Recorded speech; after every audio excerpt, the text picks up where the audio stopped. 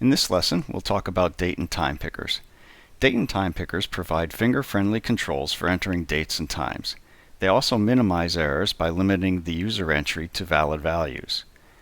So we'll start off by adding a button, a text view, and then finally a date picker.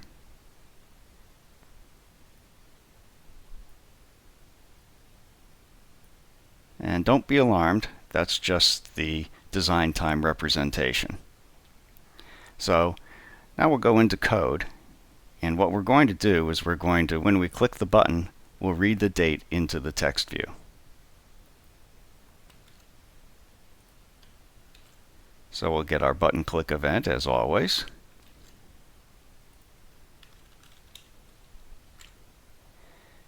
And then on the button click event, we'll get an instance of the date time picker, and we'll get an instance of the text view, and then we'll create ourselves a new date time based on the date time picker year, month, and day of month. Now you'll note that the date time picker's month is 0 based indexed, whereas a date time wants it a 1 based index. And we'll just do a toString on that and set the text view's text to that value. So we'll run that.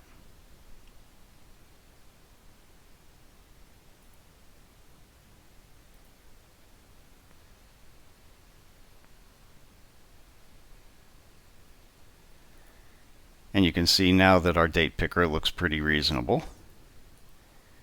And we'll change the date and click the button. And then you can see that we have the proper date. The time, of course, is 12 a.m. because we haven't set the time yet, which we're going to do next.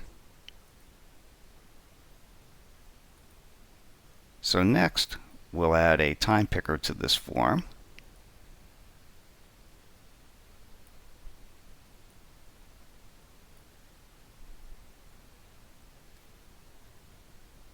And in code, we'll change our lines a little bit.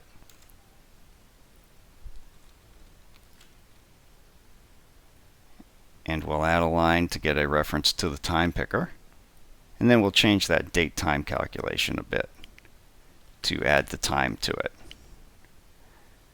So we're still doing the year, month, and day of month, but then we're adding in the time picker's current hour and current minute, and along with 0 seconds. So we'll run that.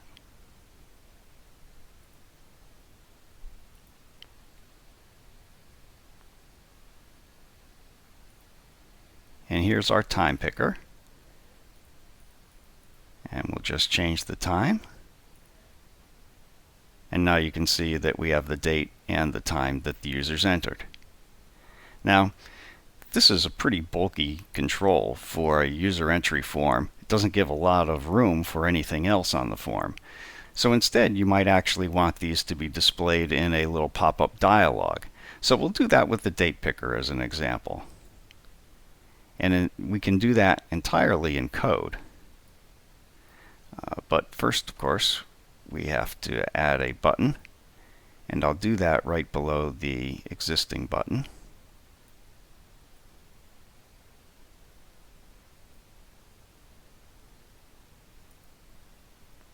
And we'll put in a little button click event for it.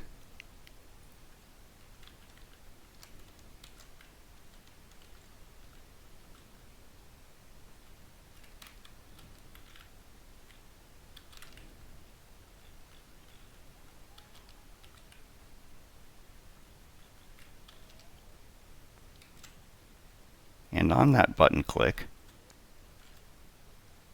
we're going to show a dialog. And that's one of the features in Android. And there's an override for an activity called onCreateDialog.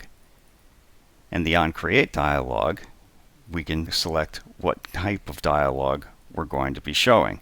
So we're going to show a date picker dialog. And we'll give this activity as a reference. And we're just going to put in today's year, month, and day as an initial value to be shown in the date picker. And then this onSchedule date is going to be our handler for when they close the dialog. So we'll need some code for that.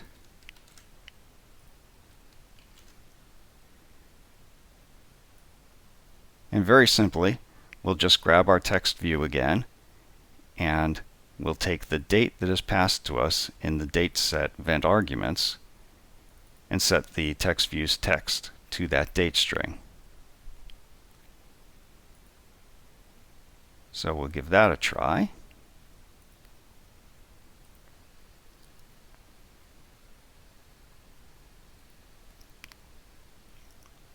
Here's our button. We'll give it a click.